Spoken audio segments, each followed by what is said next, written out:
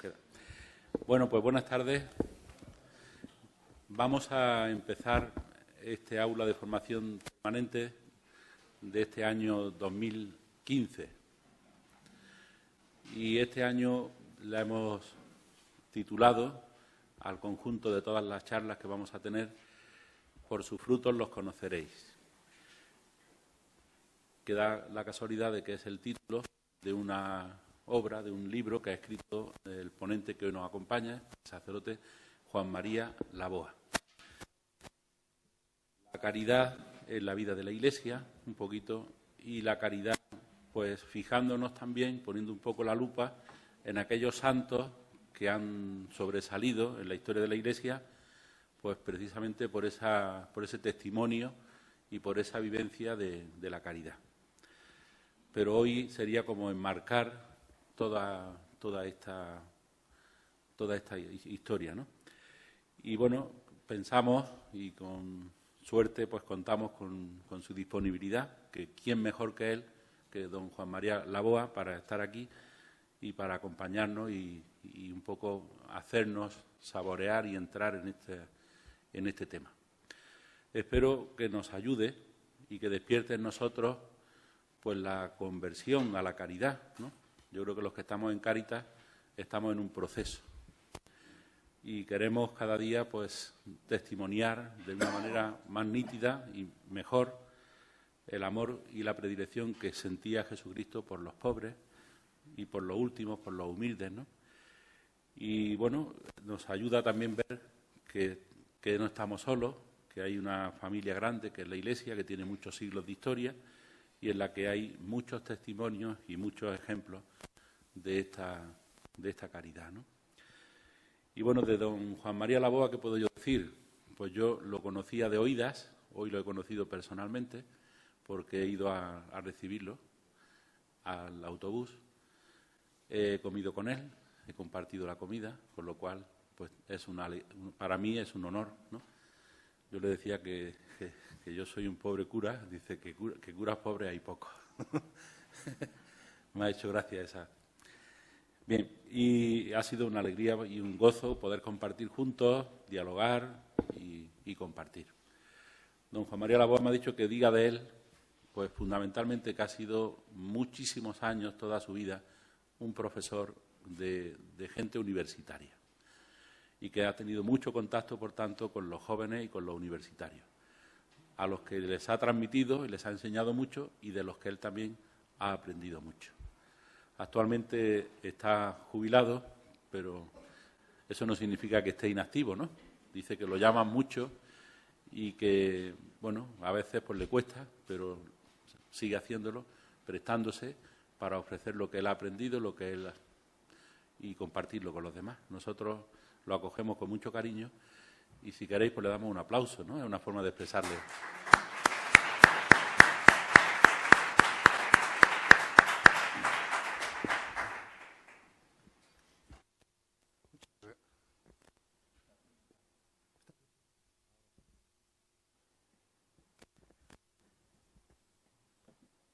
Muchas gracias a todos por estar aquí y vamos a intentar juntos a reflexionar sobre el sentido del amor en nuestra Iglesia. Como las últimas 5 conferencias van a tratar de casos concretos, vamos a intentar hoy exponer el significado del amor en nuestra comunidad. Estuve explicando historia de la Iglesia durante 40 años en la Universidad Comillas de Madrid y a menudo tenía como una desazón porque me daba la impresión de que no daba el meollo, el alma de esa historia. Explicamos casi siempre, como al explicar la historia de España o de cualquier otro país, la historia de los papas, de los santos, de la institución. Pero se escapa, porque es muy difícil de historiar, la historia de la gracia. la historia del amor entre los creyentes. Y en realidad lo más importante nuestro era eso. Por eso cuando justo al jubilarme, como una pequeña síntesis de tantos años de reflexionar y de pensar y de escribir sobre la historia de la Iglesia, escribí el Por sus frutos los conoceréis. La historia desde el cristianismo, desde sus inicios, ha resonado fuerte las palabras de Jesús sobre el amor y la caridad, su identificación con los necesitados de todo orden y la exigencia de acogerlos, servirlos y ayudarlos. Como bien sabemos, la única definición que hay de Dios en los evangelios consiste en Dios es amor. Y el amor al prójimo fue el primer valor fundamental del cristianismo primitivo. La carta del emperador Julián, llamado el apóstata al sacerdote, sumo sacerdote de la religión que él refunda, es un manifiesto, porque les dice, si no seguimos a los cristianos en lo más importante que tienen, nuestro futuro es tristísimo. ¿Y qué hay que seguir? En saber amarse los unos a los otros. Es un ejemplo paradójico, llamativo, pero que indica que también los de fuera de las comunidades habían captado el misterio del cristianismo. 2000 años más tarde, el amor, la caridad y la misericordia continúan siendo conceptos y valores fundamentales en nuestra caridad. En realidad, toda historia del cristianismo debiera tener como centro inspirador y descriptor esa práctica del mandato del amor. Porque es este mandato el núcleo de la enseñanza de Jesús. Hasta el punto de que todo lo demás que aprendemos, desde mi punto de vista, es pura puntilla, por importante que sea. En este sentido, la historia de la caridad y de la acción social nunca puede reducirse a actos de generosidad, sino que debe integrarse en el amor de Dios Padre y de sus hijos. El cristianismo nunca es una ONG, porque si se reduce a una ONG por éxito que tenga, no es cristianismo. Es decir, el amor no se refiere solo a los actos de caridad, sino también a la concepción de la religión en su integridad. ¿Qué es lo fundamental de la religión cristiana? ¿Qué es de todo lo que aprendemos aquello que marca la razón de ser de la religión, su especificidad? Tiene que abarcar a la estructura de nuestra Iglesia. No está el amor por aquí y la estructura por allá. No está la cercanía y el cariño aquí y luego las jerarquías, el clero, la manera de actuar va por su cuenta como en una institución organizada. No es verdad, como decía la revista Time hace unos años, al poner a Juan Pablo II como hombre de portada, que la Iglesia era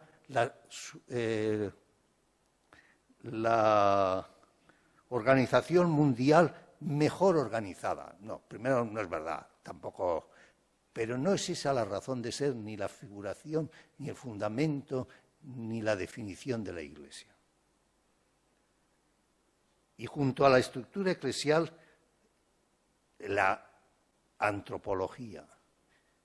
No es posible, y ahora con este Papa lo estamos viendo con más claridad tal vez, no es posible hacer caridad, ni ser cristiano, ni tener iglesia, sin saber que el ser humano es el centro de la Iglesia, del mundo, del designio de Dios. ¿Cómo podremos integrar en la explicación de nuestra Iglesia y de su historia los criterios que Cristo ofrece a sus discípulos para actuar e interpretar el mandato del amor mutuo? Fijaros, voy a dar algo que sabemos todos de sobra, pero todos juntos significan que si una iglesia funciona, una comunidad, una diócesis funciona, es que esto que voy a repetir ahora, y que son simplemente el meollo de lo que dice Jesús, está funcionando. Y si nos falta, es que nos falta esto. Fijaros, tener en cuenta estas media docena de criterios claves en Jesús. Dios es amor. Importancia del signo de los tiempos. Capacidad de escucha. Ni hay cristianismo sin escucha, porque no hay cristianismo sin anuncio. No hay humanidad sin escucha. No hay comunidad sin escucha. En una comunidad, la nuestra, que hemos sido demasiado escuchantes y pocos hablantes. Capacidad de escucha. Esa frase fuertísima que es fundamental. Vosotros no así.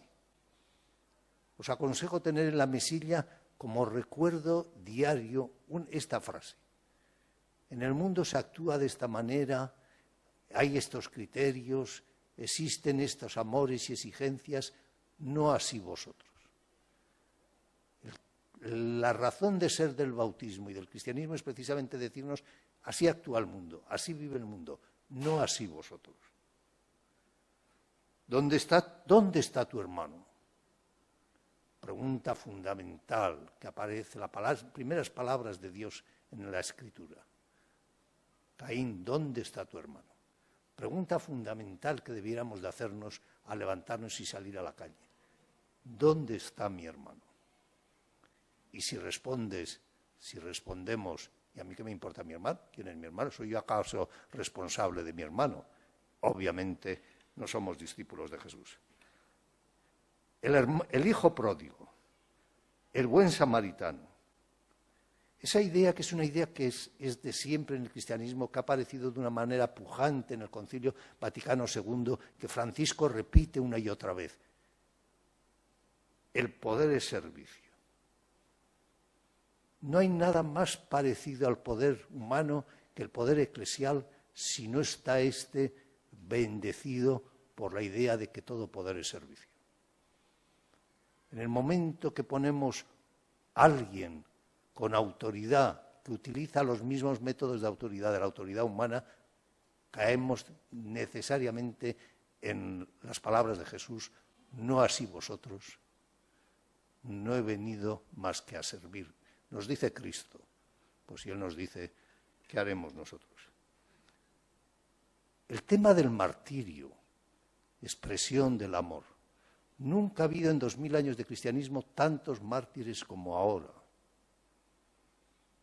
Mártires de la fe, mártires del amor, mártires de la justicia y mártires de la injusticia. Estaba pensando esta mañana mientras venía en el autobús. Esta revista de los francesa de París ha organizado lo que ha querido, ha habido una venganza absolutamente intolerable. Pero lo que resulta realmente intolerable es que por esa revista y esa página que han vuelto a poner en la portada, hay centenares de muertos en Níger y en África que no saben por qué están siendo asesinados. Cantidad de iglesias quemadas y de conventos quemados. La función de diaconía, de servicio, constituye una función eclesial congénita.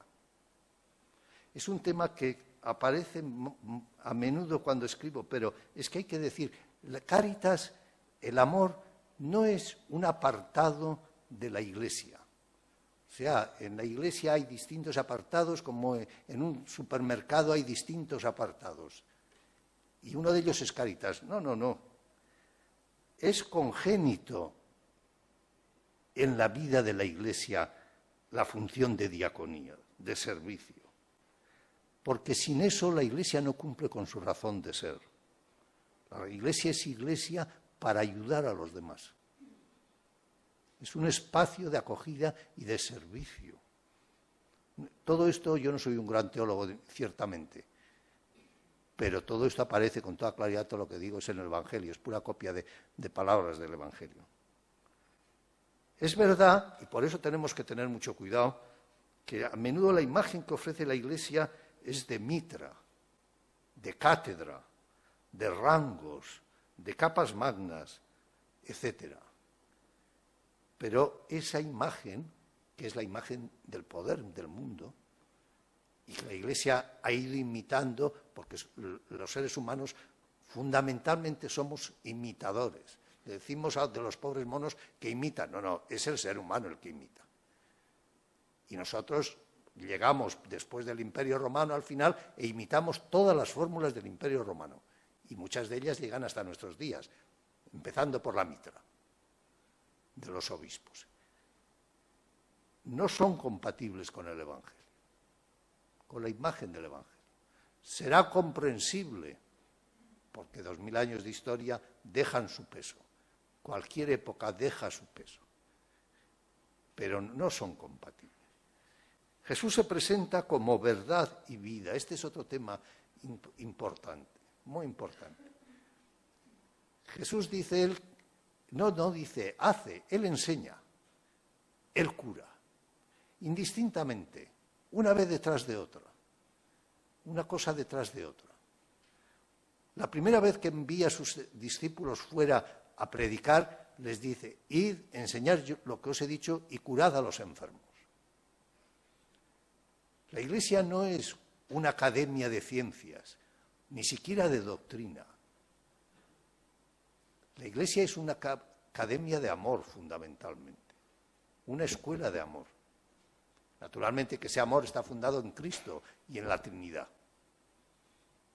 Pero pensar una cosa que no es malévola, pero recuerdo que hace 15 días presenté este libro que se ha hecho una nueva edición un poco cambiada y se ha editado en el Vaticano. Y en la presentación, la presentación fue en una sala a 300 metros del Santo Oficio. Y dije, en la historia de la Iglesia hay mucha gente quemada por una herejía, pero no se ha quemado nunca a una persona por falta de caridad. Y es llamativo, usted le quemó porque está diciendo que en la Trinidad hay 4 personas. Y que es un cabrito que va contra la caridad permanentemente, no se le quema, porque la idea fundamental que hemos tenido a menudo es que lo importante era la doctrina, y lo es muy importante. Pero la caridad es tanto o más importante. Jesús se presenta como verdad y vida, pero no se puede separar en ningún momento su doctrina, lo que enseña, de su amor y cercanía por los ciegos, los cojos, los que sufren y son excluidos, los mansos de corazón. Fieles a esta realidad, si queremos clarificar nuestra identidad, y en un momento de confusión como la que vivimos, en que nuestros hijos y nuestros nietos, etcétera, tienen una idea absolutamente confusa de lo que es religión, incluso aunque sean practicantes sus padres, tenemos que empezar por marcar que la caridad fraterna, la ayuda mutua, la filiación de un Padre común, el concepto de comunión, es absolutamente fundamental en la religión que enseñamos a nuestros niños y a nuestros jóvenes y a nuestra gente. Les enseñamos el credo, por supuesto, pero hay que enseñarles al mismo tiempo, con la misma fuerza. Tú no así. Es mucho más difícil de enseñarles a no ser como ven que todos los demás actúan, etcétera, que enseñarles un credo. La lógica del servicio y de la fraternidad es propia del discípulo de Jesús. Nosotros muchas veces, sin darnos cuenta, reducimos la caridad a la asistencia, pero es mucho más, La caridad se refiere al hombre cuya dignidad personal es promovida por Dios.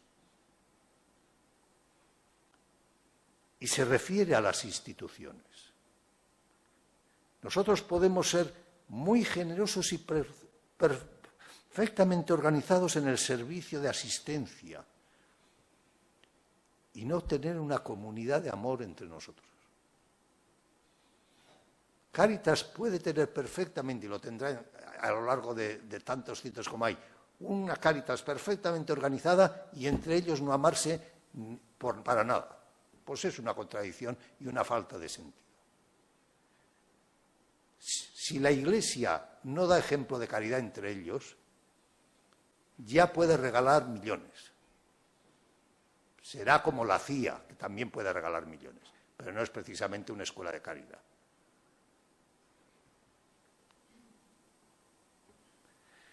Qué hermosa hubiera sido nuestra historia si la hubiéramos centrado siempre en el hombre, en el ser humano.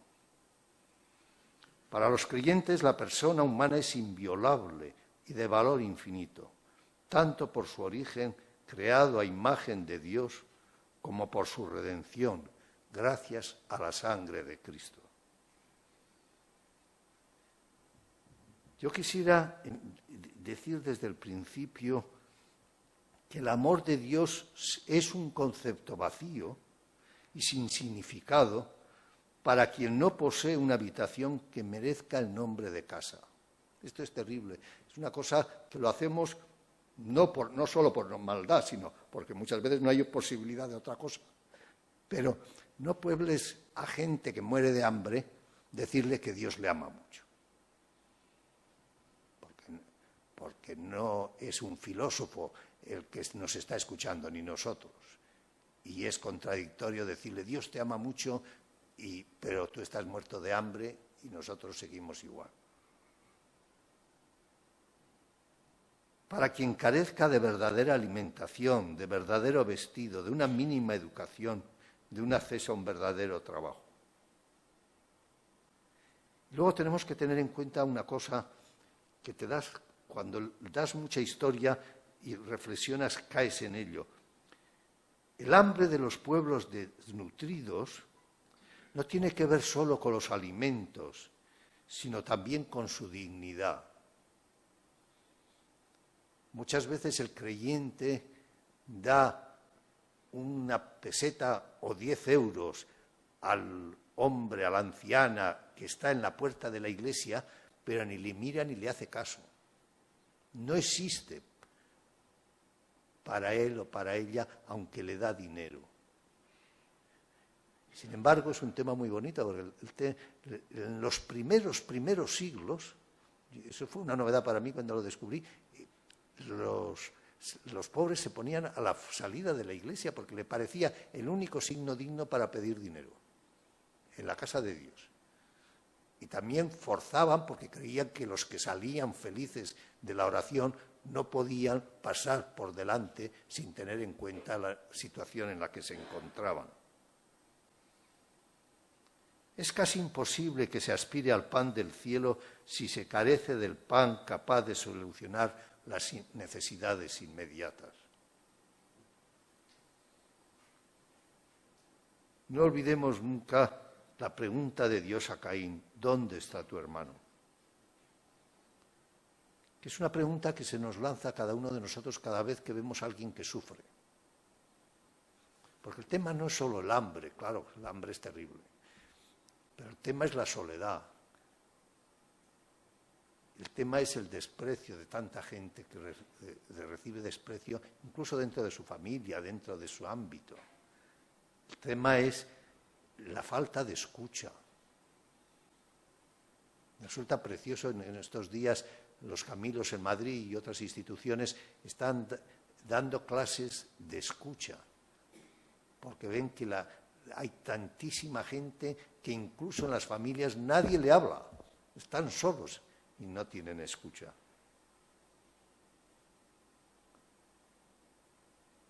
La Biblia no separa nunca lo religioso de lo social, proclamó en la India, a la que dedicó su vida, un jesuita francés que hizo cantidad de obras impresionantes en la India, Pierre Sirac. Hay un libro precioso sobre él. Sin justicia la religión es menos que nada.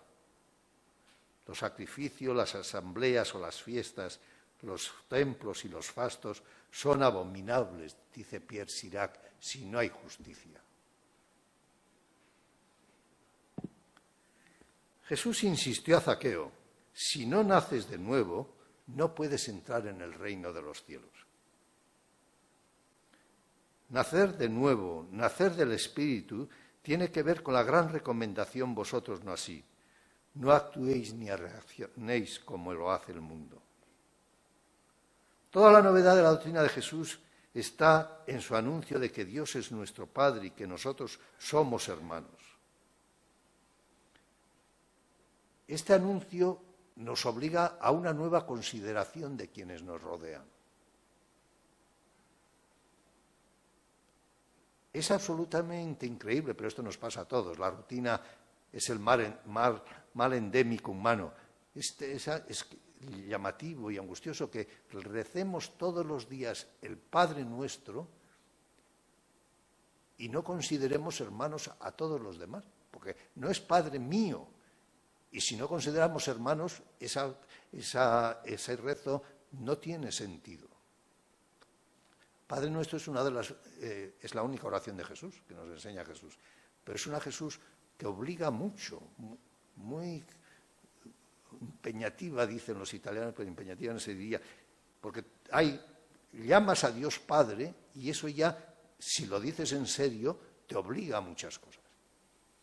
Y para más Inri dices que nos perdone como nosotros perdonamos, no al revés. Damos por supuesto que nosotros perdonamos y le pedimos que Él nos perdone, lo cual también es una oración que, tomada en serio,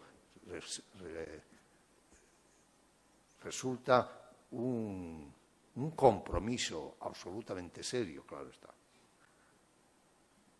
En función de esta buena obra nos ofrece las líneas maestras de ser cristianos, Jesús. Amaos los unos a los otros. Actuad con los demás como queréis que ellos actúen con vosotros. Los últimos serán los primeros. El conjunto de las bienaventuranzas. Perdonad 70 veces 7. Amad a vuestros enemigos. Las comunidades cristianas como espacio de acogida y de comunión. Ser escuelas de caridad antes que de doctrinas.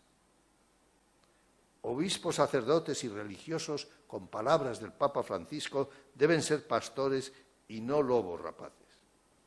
Fijaros, si nosotros tomamos en serio estas 7 o 8 recomendaciones fuertes, porque son las fuertes, no es el hablar de los lirios del campo, esas recomendaciones fuertes, nuestro cristianismo sería otro.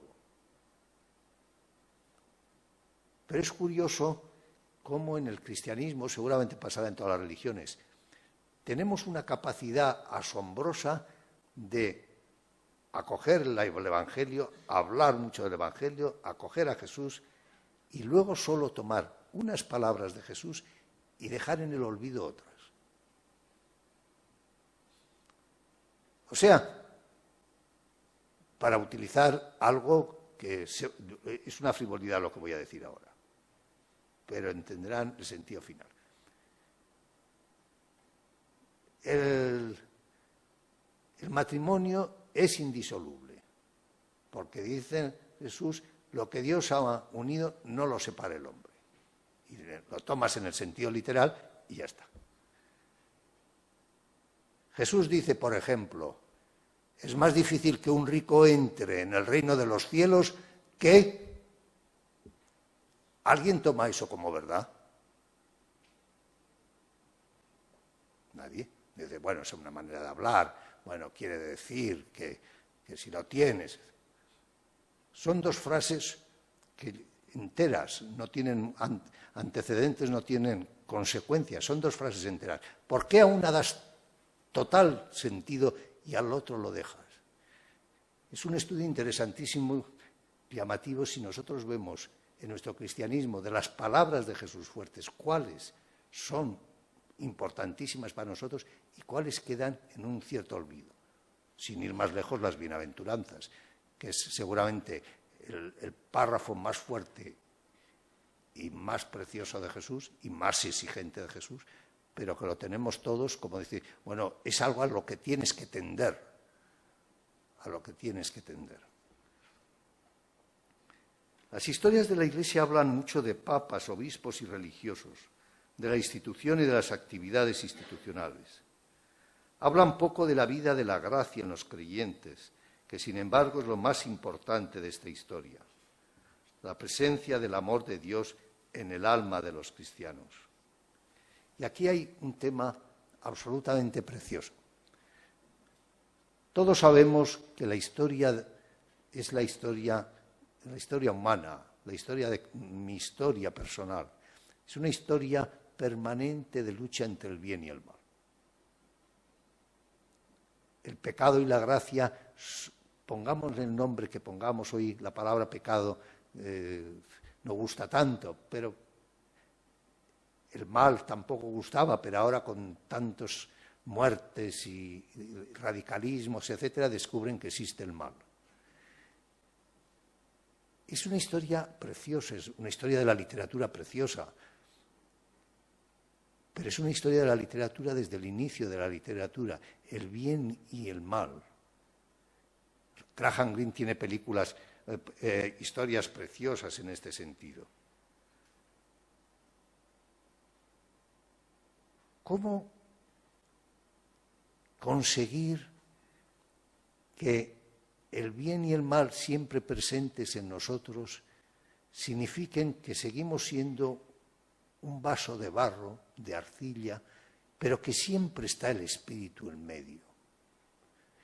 Esto que decía es un tema precioso porque la historia de la humanidad, la historia del cristianismo y de la humanidad es una historia aparentemente macabra.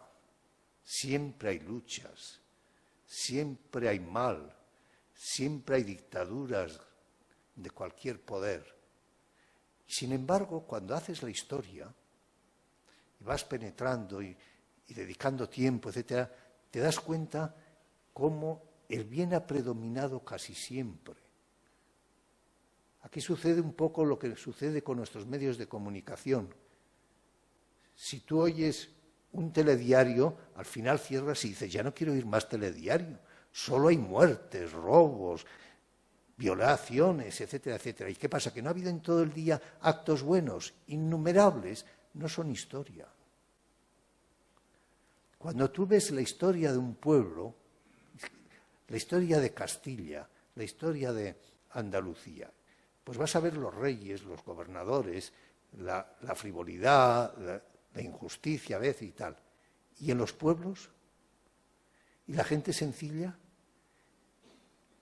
Los pueblos y la gente sencilla ha vivido gracias al amor, a la generosidad, a la solidaridad que existía entre ellos. Hay una historia de amor y de gracia absolutamente maravillosa que no es historiable. Esa era mi tragedia al presentar y escribir sobre la historia de la Iglesia. Porque la historia del amor y de la gracia, sobre todo en gente sencilla, en gente anónima, no es historiable, porque no, es muy difícil hacer. Sale San Juan de la Cruz y le haces la historia, claro está. ¿Y de la abuela de San Juan de la Cruz qué sabes? Ni si existe. Pudo ser más santa que él. Yo digo muchas veces, y además lo digo con convencimiento, no solo porque pueda hablar y decirlo, que mi madre era una santa, vamos, de altar, más santa que cualquiera de los santos que las religiosas han pagado un montón para sacarle como santa, o los religiosos han pagado, o tal, mucho más santa. Bueno, Dios lo conoce, pero gracias a mi madre, y 100 millones y 10.000 millones como mi madre, esta humanidad ha funcionado y ha salido adelante. Y este es un tema precioso. El amor no se encapsula, ni siquiera en Cáritas. Es una manifestación, pero es una manifestación de cuánta gente ama y quiere y ayuda, etcétera.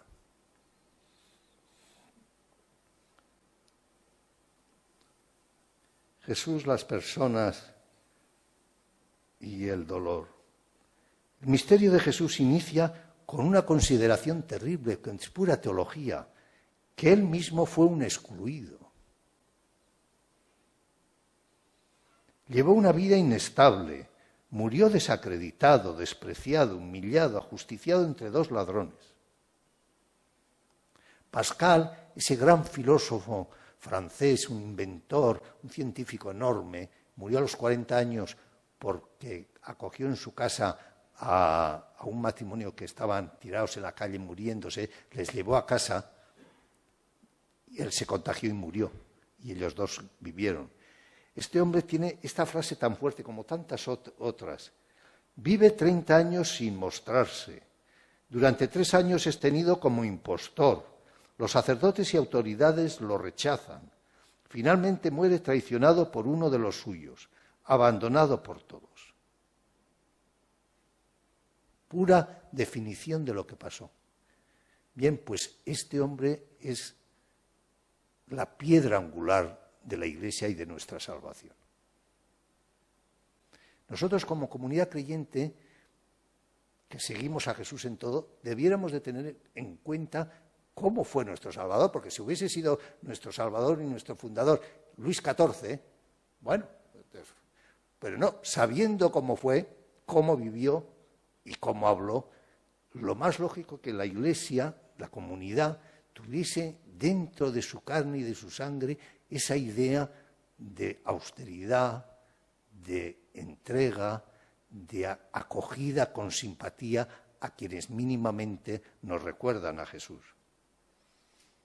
Están como ovejas sin pastor, dice Jesús de la gente.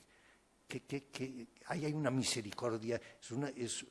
Notas cuando lees esa página que es una persona que le duele la situación de abandono, de búsqueda de alguien que les diga algo a quien seguir.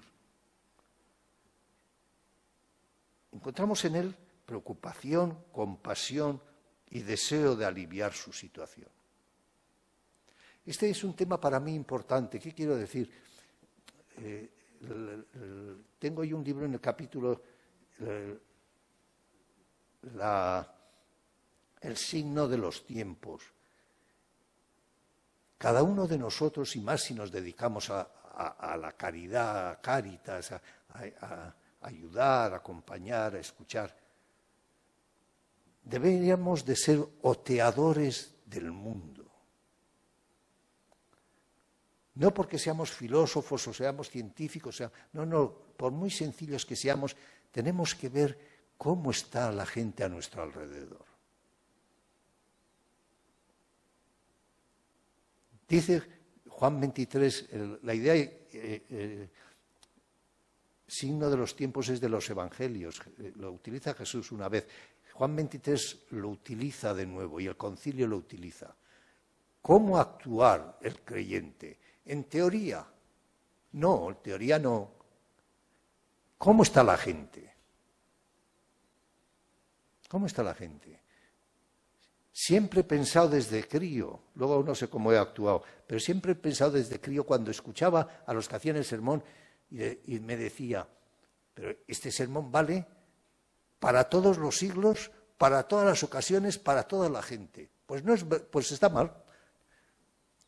Tú no puedes hablar de Dios y de Jesús cuando yo era joven, ahora vuestros nietos o hijos que están tan lejos de la Iglesia normalmente, que les interesa tan poco, no le puedes hablar con las mismas fórmulas, con el mismo talante, no puede ser, porque no hay futuro.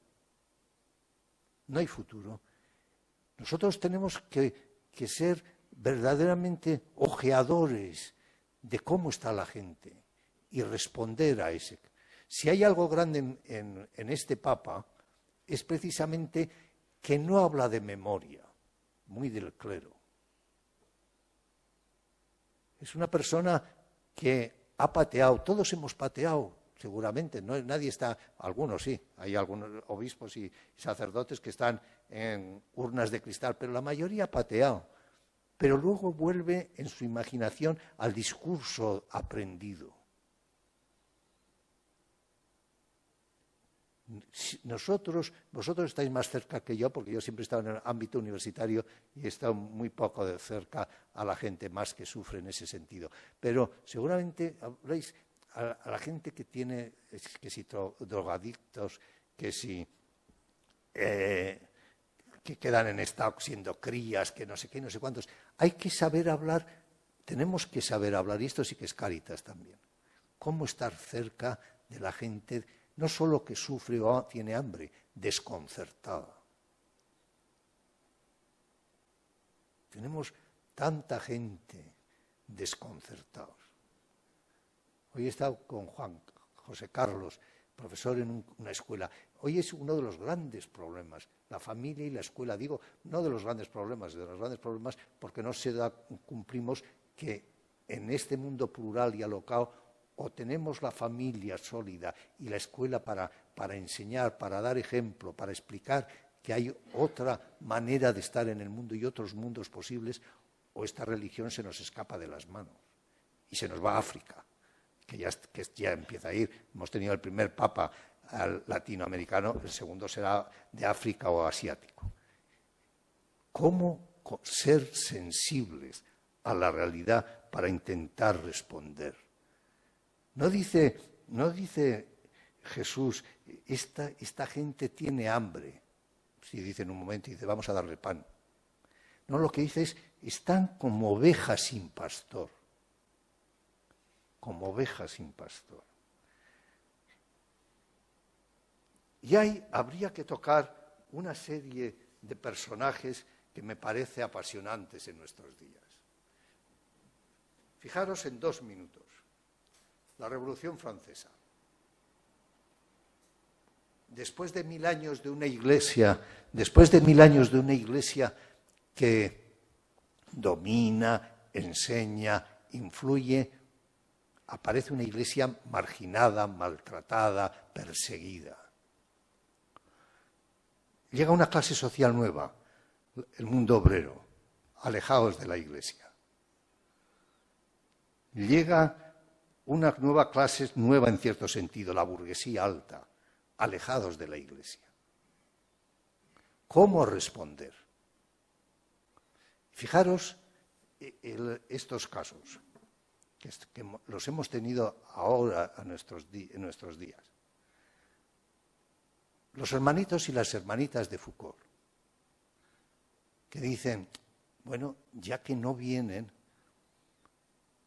nuestra vocación nos exige vivir entre ellos.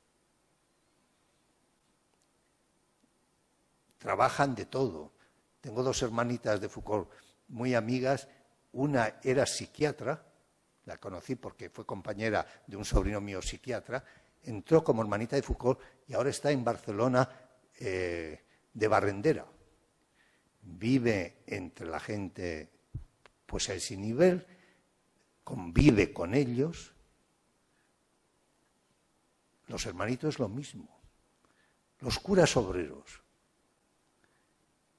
Y los curas obreros no es estos franceses, como se dijo cuando yo era jovencito y estaba buscando algún sitio donde ir, y se decía en España, estos franceses que son tan originales y ahora quieren, pero no se dan cuenta que abandonarán su sacerdocio. Era una generosidad inmensa. El mundo obrero estaba totalmente alejado de Dios. Si ellos, siendo sacerdotes, trabajaban como obreros entre ellos, podían dar otra imagen y que la gente se acercase. La OAC y la JOC, que ha sido tan importante en nuestra transición, pero ha sido realmente el primer intento no de acercarse al obrero como con conmiseración, sino acercarse a gente que trabajaba, que tenían su dignidad, y trabajar con ellos y como ellos. Signo de los tiempos es, en nuestro momento nos exige ver cuál es la situación social, cuál es la situación religiosa y cultural, y cómo podemos hacernos entender y ofrecer la buena nueva a esta gente, no a la que nos gustaría, no aquella que creemos que sería la ideal, sino la real.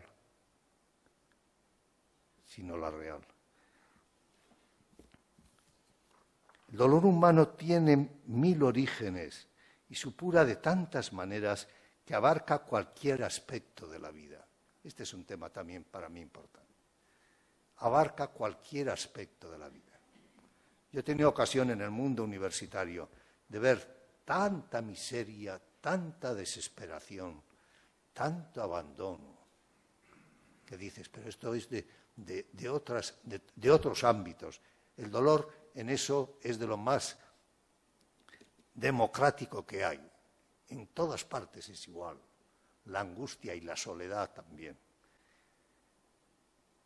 Los enfermos, los abandonados de esta clase, los huérfanos, los separados, los que abortan, los pobres de solemnidad, los que dudan de Dios, los ciegos, quienes sufren las injusticias de toda clase o están sometidos a prejuicios destructivos, los hornos de gas de la Alemania nazi, el genocidio de Camboya, tantas injusticias que hemos vivido nosotros, unas de calle, en nuestras calles, en nuestros ámbitos, otros no tan lejos. Hemos asistido a la cruel, angustiosa, intolerable guerra en los Balcanes. Estamos asistiendo, cuando queremos, van los aviones a África si hay 2 españoles o 2 franceses con ébola y hacemos lo que sea. Pero si no, pueden estar 5 años en Siria, etcétera. No hay posibilidad de pararles. No hay alguna manera de que África no esté en esa situación. El dolor humano es la angustia de Dios provocada por la historia humana. Sin embargo, siempre han existido en la Iglesia los 10 justos que han mantenido activa la presencia de Dios en el campo de los mártires y en las filas de quienes le han seguido, a veces a costa de una vida sufrida por generosidad y solidaridad. Hablando del martirio, que es un tema precioso, pero ya se está acabando el tiempo, por desgracia. Hablando del martirio, hay muchos martirios. Y estamos viendo martirios absolutamente maravillosos, maravillosos en el sentido de un ejemplo que te conmueve hasta más no poder. En Pakistán tenemos los cistercienses de Francia, los jesuitas en El Salvador, etcétera, etcétera. Pero hay muchas clases de martirio. La familia que sabe que el niño que va a nacer va a tener un síndrome Down o un mal terrible que va a condicionar toda su vida y la acepta con alegría. La joven que queda con sus padres hasta que mueran, sabiendo que cuando mueran, normalmente si siguen así, ella va a ser una solterona. Tantos casos de estos que tenemos que parecen temas de película, que son temas de cada día, de gente generosa que sufre una especie de martirio, que acepta condicionar su vida por la generosidad y por el amor.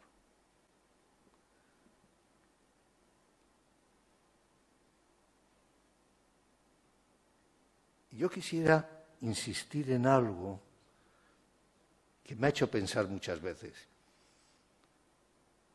Imaginaros emigrantes o españoles igual que van a Cáritas y Cáritas les colman de dones, de comida, de tal, de cual. Es muy fácil que si estos intentan, ingenuamente a lo mejor, que la comunidad eclesial parroquial les acoja para hablar, para estar, para tal, no tenga ninguna acogida. Conozco muchos casos de personas pudientes muchas veces, otras aunque no lo sean tanto, que son generosas en dar dinero, pero no de dar su persona ni su tiempo. Ese es un tema de comunidad eclesial. Claro que peor es si no das, pues claro. Pero es que aquí estamos hablando de la caridad, del amor de Dios, del amor entre nosotros. Estamos hablando de algo más allá del subsidio. Y eso se nos escapa. Yo he tenido algunas discusiones fuertes con el tema de darse la mano en las misas. bien por motivos sanitarios, bien por motivos de puro orgullo y soberbia, hay mucha gente que no quiere dar la mano. Más allá de eso, o siendo eso un gesto, la idea de comunidad sigue siendo hoy difícil entre nosotros. Hay un cristianismo demasiado individualista. Yo y mi Dios. Yo tengo mis soliloquios con Dios o con San Antonio de Padua, pero la comunidad son las cortinas que están en misa, porque por necesidad tienes que estar ahí.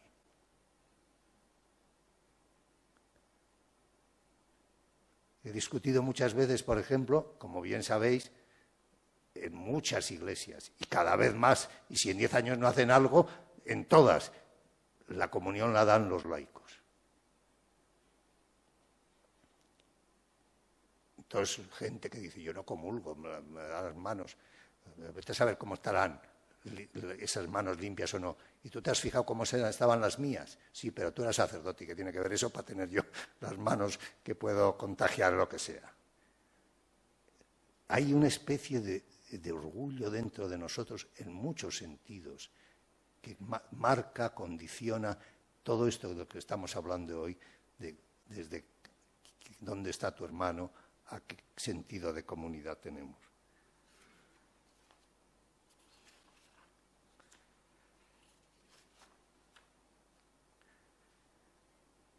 ¿Qué respuestas ya termino, lo siento, pues siempre se me hace corto cuando estoy a gusto, pero el tiempo es el tiempo. ¿Qué respuestas a la miseria humana? Pues este es el tema que hoy en día nos tiene que preocupar. ¿Cómo somos capaces de responder a la miseria humana? Miseria que es de hambre, que es de vestido, que es de alojamiento, que es de carácter, que es de soledad, que es de abandono. Hace unos años iba yo por la provincia de Palencia en coche y vi a lo lejos un pastor. Y desde crío los pastores me han atraído enormemente porque no podía comprender cómo se podía vivir solos con uno mismo años y años. Paré el coche y fui donde él. Y empezamos a hablar y le dije, ¿no se encuentra solo aquí, en este ambiente, en esos terrenos inmensos castellanos? Y me respondió con tal espontaneidad. Me dijo, ¿solo? No, estoy con Dios. Maravilla, ¿eh? Solo no, estoy con Dios. Eso respondería seguramente uno de Miraflores, como se dice, un cartujo. Pero estoy con Dios. ¿Cómo responder a tanta gente que está sola sin sentirse a lo mejor tanto con Dios o al menos con soledad? Quise hacer una prueba y me resultó, primero no tenía tiempo y no sé si tenía fuerzas, pero me resultó dura. Hice una prueba durante unas semanas en algunos mercados, ir, pasear, ver, y cuando veía a una señora muy triste, que hay señoras tristes con una angustia en la cara que te acongoja o tal, empezar a hablar con ellas y charlar y acompañarle luego a su casa con lo poco que había comprado. Deme una pera, deme un tomate, Siempre la soledad era lo más terrible que encontraba yo. Y uno lo puede tomar en plan divertido. Yo durante unos años, hasta que se me murió, con gran tristeza mía, tuve un Yorkshire, Bobby, que me acompañó durante 15 años. Y el tener un Yorkshire es tener asegurado una convivencia social. O tener un perro cualquiera. Salía yo siempre a las 8 de la mañana, los sábados a las 7 de la mañana, los días normales, antes de celebrar misa, y paseaba un poco con él. Y un día podría contar tantas cosas, yo pensaba en escribir un libro, ya veremos, pero me encuentro con una señora mayor, y me dice, ¿cuánto se les quiere a estos? Y dije, sí, realmente nunca hubiera pensado en que iba a querer tanto a un animal. Y me dice, yo le quiero más que a mis hijos y a mis nietos. Y le digo, señora, esto ya es pasarse de rosca, es pasar, intenté hacer un poco. Me dice, mis hijos no me visitan nunca. Mis nietos me vienen alguna vez y al llegar dicen, ¿qué tienes para mí, abuela? Están 2 minutos y se van. ¿A quién voy a querer? Pues al que me está conmigo todo el día acompañándome. Debemos considerar, y es una pregunta casi final, que allí donde la Iglesia parece fracasar, mejora la condición de los pobres, los ancianos, los enfermos, o fracasan también. Y fijaros, es para terminar con algo que no lo invente y no es por terminar, pero con algo que me parece muy importante. De la historia de la Iglesia, que no es una historia que entusiasme, he sacado la consideración de que hay tal cantidad de gente buena, tal cantidad de amor, tal cantidad de generosidad y de ayuda, que es una providencia. Pues digo yo, allí donde fracasa la Iglesia en la ayuda, los ancianos, los enfermos fracasan también. No hay una institución en la historia de la humanidad, no digo que no haya mucha generosidad y mucho amor, es de por supuesto, no hay una institución que tenga tal capacidad de amor y de generosidad como es la Iglesia. Si la Iglesia no transmite el amor de Dios, ¿quién lo hará? ¿Quién transmitirá el amor del Hijo de Dios encarnado? Hay muchos cristianos infieles, pero siempre están los 100 o los 1000 o el 1.000.000 de gente capaz de darse para ayudar.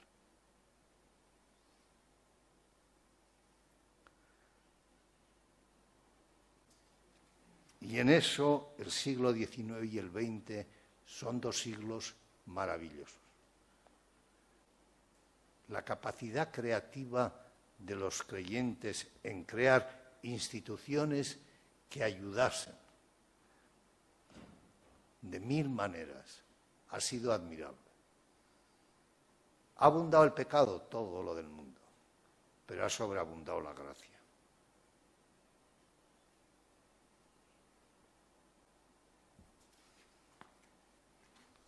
Es justo 1 hora y me parece que más. Podría hablar mucho más. No nos cansamos, pero podemos dedicar un tiempo también a preguntarle si sí. podemos preguntar algo. Sí. Si os parece, os digo solo 10 ideas que iba a dejaros una fotocopia, pero a lo mejor tú puedes hacer y dar 10 ideas de lo que he dicho, pero la imagen de una iglesia de misericordia. Es el tema que nos tiene que ayudar, cómo mostrar nosotros esa misericordia de Dios que la vivimos. Es una injusticia que si vivimos el amor de Dios y la misericordia de Dios, no la demos a los demás. Primero, Jesús es nuestro punto de referencia permanente. Este es un tema que tiene que ser el punto de partida. El pecado consiste en no amar a quien me ha amado. ¿Qué es el pecado? ¿Qué es no amar? El muerto es el que no ama ni es amado. Y hay mucha gente muerta en este sentido. Hay mucha gente incapaz de amar de verdad y hay mucha gente que no recibe amor aunque sea mal. porque sin ser amados por Dios no existiríamos. Segunda idea que me parece preciosa. Hay una novela, una película muy bonita que vino hace mucho, y la apunté enseguida, no sé decir el título, creo que es en el río, pescar en el río, una cosa de estas, que últimamente tengo muy mala memoria. Están hablando un pescador y un agricultor, y le dice el uno al otro, ¿y si Dios no existiera, qué pasaría? Y el otro le dice rotundamente, si Dios no existiera, no existiríamos nosotros. Es una idea que, bueno, que el filósofo y el teólogo te darían 500 páginas explicando, pero es una idea preciosa. El amor es el que crea el mundo y lo mantiene vivo. Sin amor no viviríamos. Y la locura es no tener amor, aunque se diga locura de amor. La muerte es, aunque estemos vivos, es ser incapaces de amar. Jesús nos dijo, en esto conocerán que sois mis discípulos, en que os amáis. Tercero, es Cristo quien determina y define nuestra identidad. No somos una ONG. Sin Cristo en nuestra identidad, en nuestro ADN, lo que hacemos lo hacen millones de personas, aunque no lo hagan tan bien ni lo hagan con tanta generosidad. Cuando yo era joven, los que teníamos una cierta vocación de ayudar, nos hacíamos misioneros. Ahora hay que cambiar. Los que tienen ganas de ayudar a veces no creen en Dios o están muy alejados. Hay que dejarles porque a partir de esa generosidad pueden llegar a Dios. En el mundo de la universidad esto lo viví mucho y lo tuve que practicar.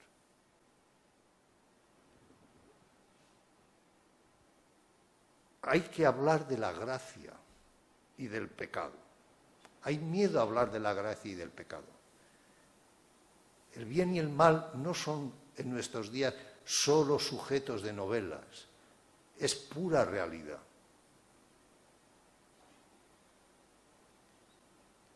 Y el bien y el mal, y yo cuido mucho el bien, existe sobre todo en los cristianos anónimos. La fiesta más bonita de la liturgia, quitándole el día de Pascua naturalmente, es el día de todos los santos. Todos los santos son anónimos. La Iglesia y el mundo vive gracias a la gente anónima que sigue siendo buena y se ayuda y ayuda. Y en una Castilla miserable de los siglos XIV y XV sobrevivió gracias a eso. Y en nuestros días también. Y en nuestros días también. Francisco es el santo más espontáneamente querido y seguido por los cristianos y no cristianos a lo largo de los siglos. Es un tema desconcertante. ¿Cómo 8 siglos ha seguido siendo un santo tan admirado? ¿Habéis pensado por qué? Porque es el más parecido a Cristo. Es el más parecido a Cristo. No tengo dónde... El Hijo del Hombre no tiene dónde reclinar la cabeza, dice Jesús. Y Francisco de Asís tiene todas sus visiones en plena selva, entre rocas, en la Berna. Francisco de Asís no tiene nada, porque piensa que tiene todo porque tiene en Cristo. Y finalmente pensar en los mártires, en esa evolución espléndida que hay en nuestra consideración. Primero hubo mártires solo de la fe. Luego ha habido, siempre los mártires son de la fe, porque si no hay Cristo, si no crees en Dios, no das la vida por nada, porque vas a dar. Pero luego hay la caridad, tanta gente que muere contagiada, extenuada por caridad. hoy todavía en Asia, en África, en América y en Europa también. Después hay de la justicia. Hay una historia preciosa, tristísima, pero preciosa, en el Amazonas, de docenas de religiosos y laicos asesinados por defender a los indígenas que les quitan las tierras, les roban lo que tienen, lo defienden, les matan. No sé qué ha pasado con este último asesinato de antes de ayer en Argentina, pero todo huele a una cosa de estas también.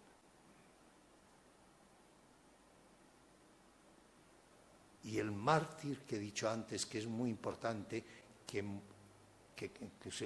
cuyo martirio consiste en condicionar absolutamente su vida para que alguien alrededor sea feliz y pueda vivir mejor.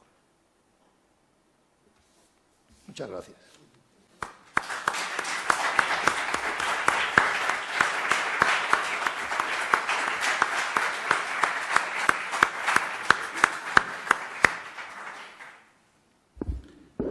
Muy bien. Las gracias las damos nosotros, ¿eh?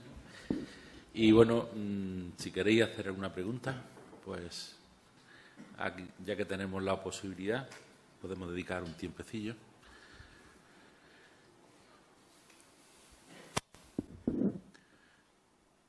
¿Alguien quiere preguntar algo? Está todo muy claro. Decid vuestro nombre y así nos conocemos también, ¿eh? Que digáis vuestro nombre. Bueno, Eduardo García Peregrín. Vamos a ver. Ha fundamentado la acción de la caridad en la dignidad de la persona humana, como hijo, como imagen y semejanza de Dios. Sin embargo, sin despreciar ni muchísimo menos esa dignidad religiosa de vida, eso, en un mundo, en una sociedad tan secularizada como la actual, no debíamos de defender también una dignidad, la que se llama dignidad ontológica, debida a la propia persona humana, al hecho de ser humano, y que no depende de que alguien se la dé o se la quite, etcétera. ¿Es inherente? Esa es una pregunta. Y una cuestión que no sé si me podrá responder o no. ¿Qué sabe sobre creo que un documento que está preparando la Conferencia Episcopal o alguno de los obispos ya para presentarlo, sobre la situación social en España?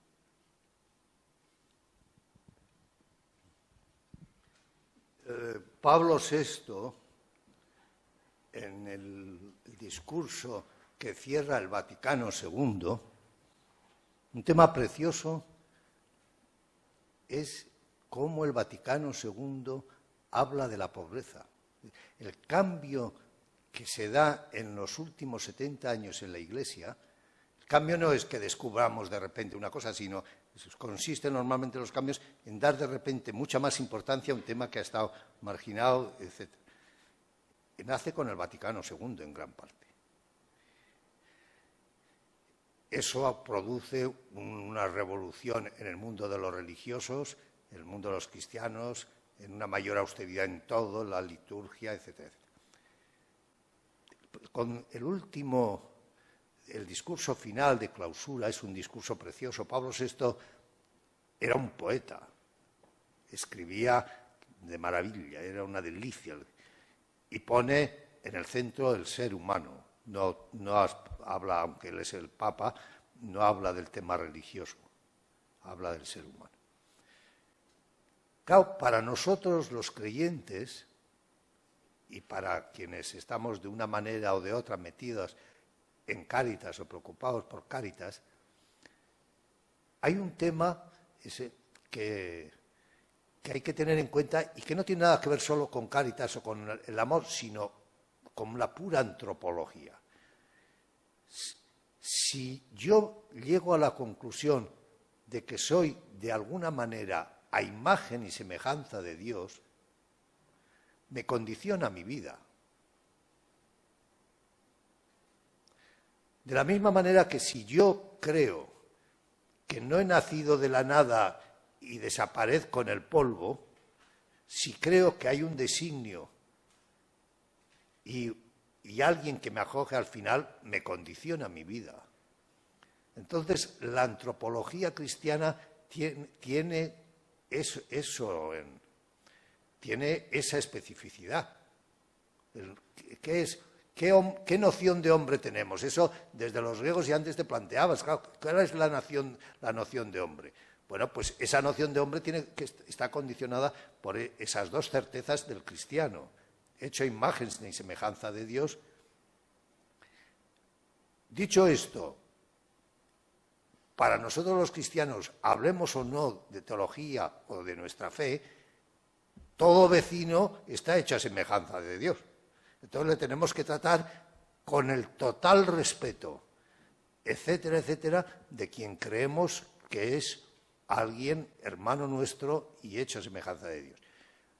Si ellos llegan a la conclusión, que llegan, porque el pensamiento contemporáneo es que el hombre es el señor del universo, lo plantean de otra manera, pero él tiene derechos, todos los derechos que tiene, el diálogo es muy fácil. Nosotros no somos generosos, etcétera, porque el otro crea en que le ha creado Dios. Nosotros somos generosos y tenemos una idea de fraternidad, de solidaridad, etcétera, etcétera, porque creemos que somos hermanos todos.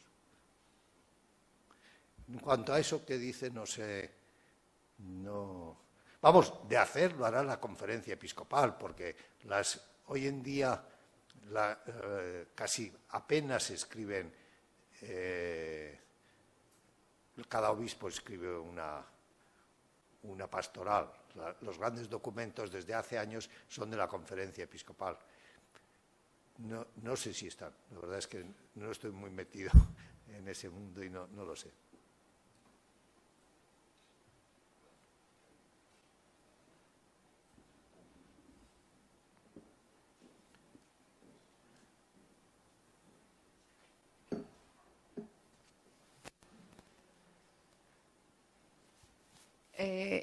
Su conferencia ha sido una oración para mí y me ha dado mucha alegría escucharlo, porque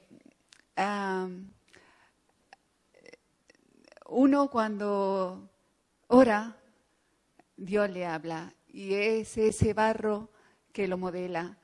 Y cuando escucha a un hermano que llega a las mismas conclusiones que una, pues le da gracias a Dios porque el Espíritu de Dios está en todo. Y yo quería decirle una cosa. A mí me duele, como a usted, que la caridad se entienda como un hacer. Como un hacer, como un actuar y no como un ser. Reflexionando en una frase, pero que un día paseando por la calle, la vi en la calle San Antón, que decía, que la hemos escuchado muchas veces, pero al leerla allí me hizo pensar, sin amor nada soy. Es que no somos nada sin amor. No es el amor un añadido, como usted ha dicho. El amor es nuestra esencia, porque Dios es amor. Entonces, no es un actuar, no es ir a Cáritas y hacer caridad, sino ser amor. Y yo me ha alegrado mucho al escuchar lo que usted ha dicho, que nuestras iglesias, nuestras comunidades no pueden ser escuelas de doctrina, sino escuelas de caridad en el sentido de auténtico amor.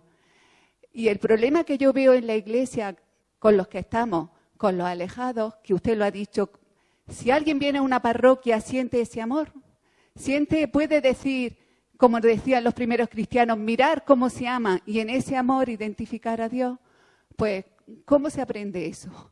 Porque Jesús dijo, como el Padre me ha amado, que usted lo ha dicho, así os he amado yo. Y esos 3 años se dedicó a amar y a enseñar cómo era amar. Entonces, ¿cómo podemos hacer los cristianos para amar a uno al otro? ¿Cómo?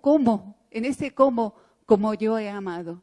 ¿Qué podemos hacer en esta iglesia para demostrar que Dios es amor y que sigue amando, Padre? Porque es que uno se pierde en doctrina más que en amor, ¿no?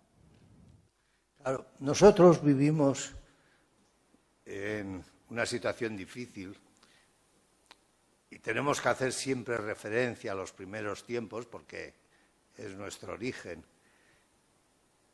pero siendo conscientes de que vivimos en situaciones tan distintas que a veces la traducción es complicada. Quiero decir, Durante mucho tiempo, las parroquias, las comunidades, no digamos nada en los 2 primeros siglos, las comunidades en casas de oración, en familias, porque había persecución y no se podía aparecer fuera, era gente que se conocía,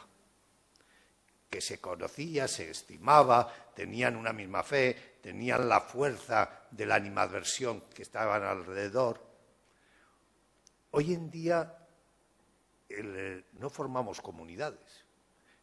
Quien es de alguna comunidad concreta, de una congregación o de un movimiento o tal, bueno, pues suple. Tiene el inconveniente de ser una comunidad demasiado homogénea y no de la gente de la calle, pero por lo menos suple, pero la inmensa mayoría va a la iglesia a cumplir el rito o a gozar de la Eucaristía, pero no le dice nada a los que están al lado. Ese es claro, y es difícil en cierto sentido que le diga, porque son desconocidos, nunca más los volverá a ver y serán desconocidos de nuevo. Este es un tema de aprendizaje también y de reflexión. Ir a la iglesia a celebrar la Eucaristía y no estar contento, no solo de que estás con el Señor y conmemorando la muerte y la resurrección, sino además con otra gente que como tú está viviendo esa experiencia, es una pobreza y además es un no sentido. Nosotros, en una parroquia nueva que iniciamos en Madrid, yo ayudaba solo, pero era muy amigo mío el párroco a quien y ha levantado una iglesia preciosa, decidimos, desde el primer día, tuvimos la suerte inmensa de que esa parroquia nace con un nuevo PAU, una nueva extensión de casas al mismo tiempo. La primera gente que va a vivir esa parroquia, que es en Monte Carmelo, donde vivirán 30.000 personas o algo así, nuestra primera misa coincide con los primeros que van a vivir allá. Entonces nos resultó muy fácil pues crear una comunidad, conocernos y tal. Y damos una importancia enorme, aunque alguno fastidia, pero la inmensa mayoría piensa que hay que seguir así, y nosotros estamos dispuestos al darse la mano, al darse el abrazo en la misa. Y además se mueven un poco. Hay allá, algunos dicen, es un barullo y me quita la interioridad de la oración. Bueno, pues algo te falla en la oración si te quita el saludo a los hermanos. Pero se crea comunidad. Vas allá y dices, bueno, hay gente que está como yo. Eso tenemos que conseguirlo. Porque la gente, bueno, tendréis mucha experiencia de esto, porque todos los jóvenes te lo dicen, pero la gente mayor te dice igual. Yo voy a misa desde hace 80 años, 70, 60, pero me aburro. Me aburro. Es terrible. Es terrible que una gran parte de nuestra comunidad se aburre en la liturgia. Hay una falta de formación, porque no te puedes aburrir si tú crees que está Dios allá, aunque sea metiéndote en ti mismo y rezando, que es aburrir. Pero no le dicen los ritos comunitarios, no le dicen nada. Eso es así. ¿Cómo se puede solucionar? Pues no lo sé. Se está buscando. Luego, hoy nos pasa otra cosa distinta, que tiene alguna ventaja y tiene algunos inconvenientes. Y es que hay muchas misas, no en Monte Carmelo precisamente, que todos son jóvenes. Todos los que están en esa zona de Madrid, todos son matrimonios jóvenes, con niños. Tenemos cada sábado 8 o 10 bautizos. O sea pero otras veces la media de edad de una misa es de 70 años o 75. Que bueno, pues tiene tenemos los que asistimos toda la fuerza de la experiencia, el peso de la experiencia a los años, pero también de un cierto cansancio. Pero bueno, el reto, yo siempre digo esto después de 40 años dedicados a la historia, que son muchos años dedicados solo a leer, reflexionar, etc. Nunca ha habido, quitando los 3 primeros siglos, en la historia de la Iglesia, un reto tan fuerte como tenemos los cristianos en nuestros días, en todos los sentidos. Nunca ha habido.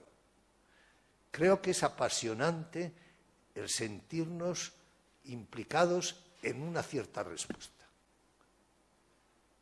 Y no es solo por generosidad, también por egoísmo propio, porque nuestras familias en muchas cosas se nos están deshilando, aunque quieran mucho a los padres y tal, pero en algo que es tan importante para los padres y los abuelos, que es lo religioso, de repente te encuentras como si estuvieses con paganos. Por eso todos tenemos un reto al que tenemos que acudir de alguna manera, y no solo los curas, que por supuesto. Todo eso sí que es problema de sociedad civil. Y nos está pasando lo mismo en la sociedad civil política que la religiosa. En la sociedad civil política nos quejamos todo lo del mundo y estamos llorando sobre la leche derramada cada día. No hay una agrupación para responder algo. En lo religioso pasa lo mismo, lloramos, pero como laicos, como grupo fuerte, claro que tenemos muchas experiencias, pero en otros muchísimos sitios no hay. Pues tenemos que espabilar todos en el tiempo que nos quede de vida. A mí me ha encantado. Soy Carmen. Perdón. Sí. Es que no me había dado cuenta, perdóname. Al principio de la conferencia citó el hecho tan trágico de los asesinatos en Francia en la imprenta de la revista Charlie. Yo, ante estos hechos,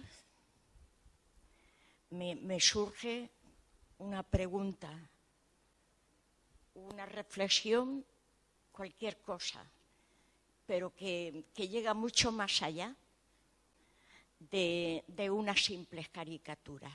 Que llega mucho más allá, la pregunta, que la simple caricatura. Que quizá se han pasado un poco en este momento tan delicado que estamos viviendo con el mundo musulmán, con el nuevo califato, con el yihadismo, con toda esta serie de cosas. Pero no podemos olvidar que es una revista satírica. Yo me acuerdo, por ejemplo, cuando el régimen franquista, la revista La Codorniz, cuando se cumplieron los 25 años de Franco en el Pardo, salió una portada que ponía 25 años de paz, ciencia española. Una forma de aludir a la paciencia española. El hecho, yo me pregunto, ¿a los yihadistas les importan los seres humanos?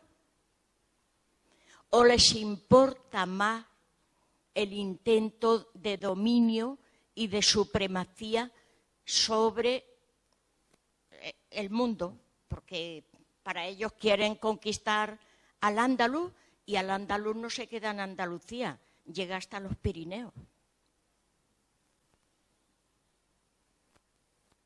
¿No será más bien que hay un caldo de cultivo favorable a estos hechos por el dominio y la explotación que han sufrido durante siglos y esencialmente por parte de Europa estos pueblos? Lo lanzo porque es la pregunta que a mí me surge y el interrogante. Yo soy poco propicio en mis estudios, investigaciones históricas y sobre las reflexiones posteriores de ser victimista y encontrar en el victimismo las explicaciones, sobre todo de largo alcance. Lo digo porque no me hace ninguna gracia, pero veo con una cierta constancia en nuestro país que se echa la culpa a que no somos capaces de integrar, de que no somos capaces de tal, que no regalamos la mezquita de Córdoba y no sé qué, etcétera, para explicar situaciones de estas. No, yo sinceramente no creo que se deba, como una explicación, no se deba a eso. De la misma manera que los crímenes inmensos de Hitler no se debían a otra explicación que a su maldad y a una locura colectiva de los alemanes, que aceptaron eso. De la misma manera que los crímenes inmensos confesados después por la historiografía rusa de Stalin y compañía, pues no se debía a Catalina la Grande de Rusia, o ahí no se podía deber ni siquiera a los occidentales europeos, que no tuvieron nada que ver. De la misma manera que los 2 millones, el genocidio de 2 millones de camboyanos por parte del dictador, el dictador fue el autor de y asesinó a su pueblo. Es decir, estamos viviendo en el siglo XX. La historia humana es una historia muy cruel, pero pocas veces como la del siglo XX, de genocidios. Los turcos hicieron un genocidio de 1,5 millones de armenios, que convivieron con ellos 9 siglos, que además convivieron, los armenios estaban sometidos a los turcos, y en ese momento decidieron que no tenía que quedar ningún turco para que quedase una población homogénea, todos turcos y todos. No, son locuras de estas que yo creo que son muy complejas de encontrar. No puedes decir que es el mal, porque eso es una explicación teológica para algo histórico, aunque a lo mejor al final sea el mal, pero vamos, pero buscar explicaciones del levantamiento contra el sometimiento, etcétera, normalmente no corresponden, como vemos a todos estos ejemplos. Teniendo en cuenta una cosa, los yihadistas estos han matado muchos más musulmanes en estos días que cristianos, muchos más. O sea, la locura va más allá todavía de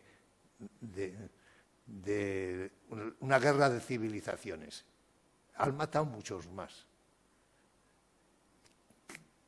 Hay un tema bonito, complicado. Nosotros, en el mundo occidental, nuestro purgatorio fue la Revolución Francesa, que ha tenido 2 siglos de tranquilidad, etcétera, que ha hecho penar al catolicismo, pero le ha purificado y ahora hay una cierta convivencia bien. Los musulmanes no han tenido la revolución, no han tenido ningún régimen democrático, ni uno.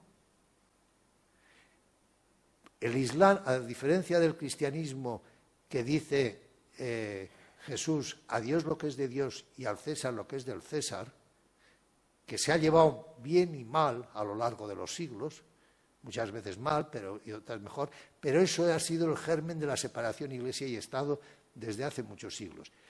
En el Islam, en el libro santo del Islam, no existe separación Iglesia y Estado, al revés.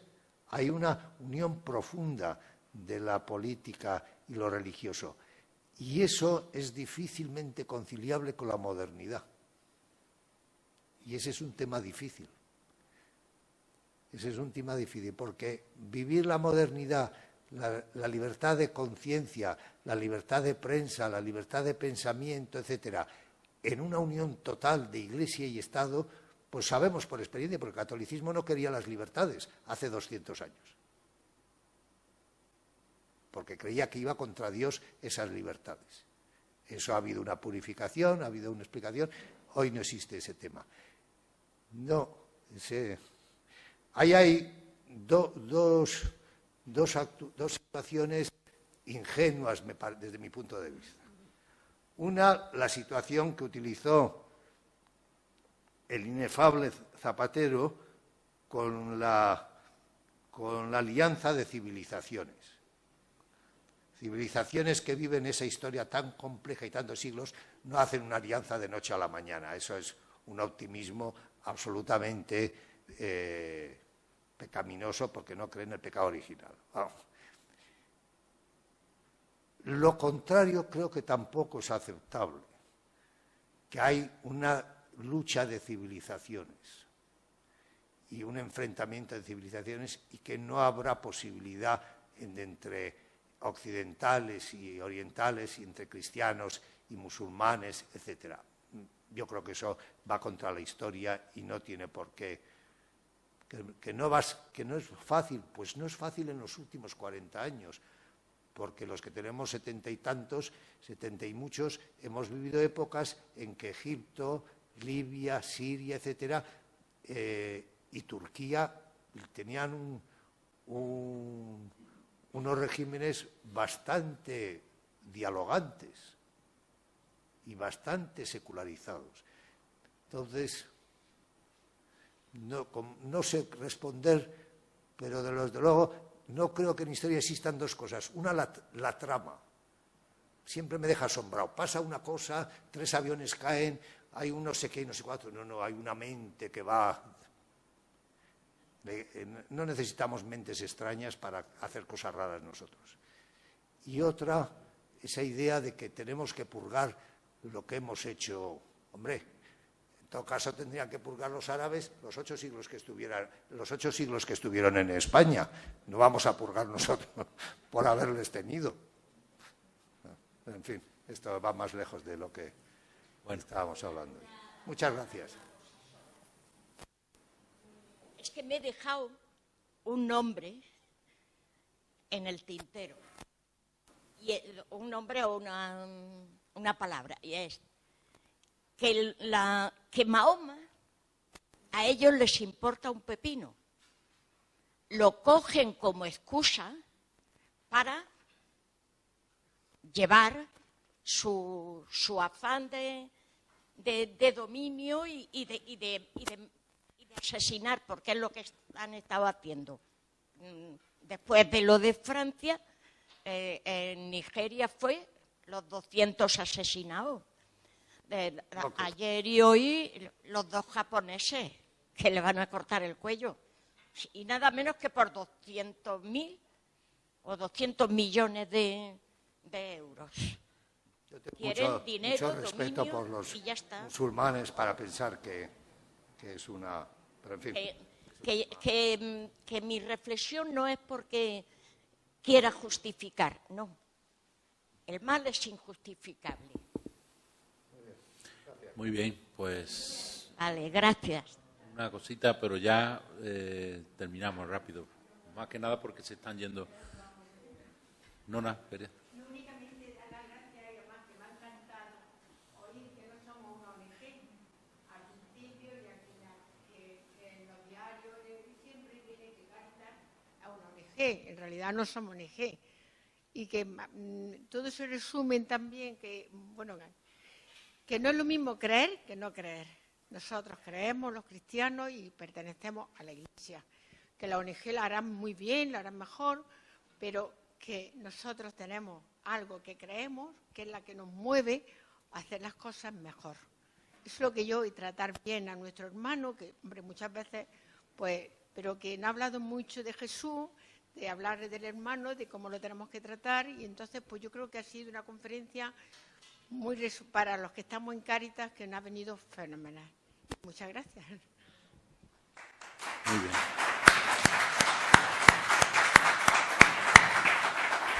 Yo voy a decir una palabrilla, si me permite, y es que hay algo que me gustaría que tuviéramos muy presente, y es que la historia se está escribiendo, ¿eh? Y que la historia muchas veces se escribe en el corazón de Dios y de las personas, ¿no? Me ha encantado esa historia ágrafa, ¿no? Y esos santos, ¿no? Cuando has hecho la alusión a tu madre, ¿no? Hay muchas personas, madres, y esas personas pues están haciendo posible que hoy estemos nosotros aquí. Entonces, todo eso, ¿no? Y luego hay otra cosa que yo quiero que nos llevemos todo en el corazón, y es que lo ha dicho también él, ¿no? Y es que no podemos amar a los demás si no somos capaces de amarnos a nosotros mismos. Y en la Iglesia falta amor, pero amor concreto. Eso de que ha dicho de que muchas veces el mismo sermón solo lo repetimos, no, el sermón hay que aplicarlo a la realidad concreta que tenemos delante. Y Eucaristías más fraternas y más acogedoras y más... Muchas cosas muy bonitas, porque ha dicho mucho, pero que nos vamos llenos y que te damos las gracias de verdad.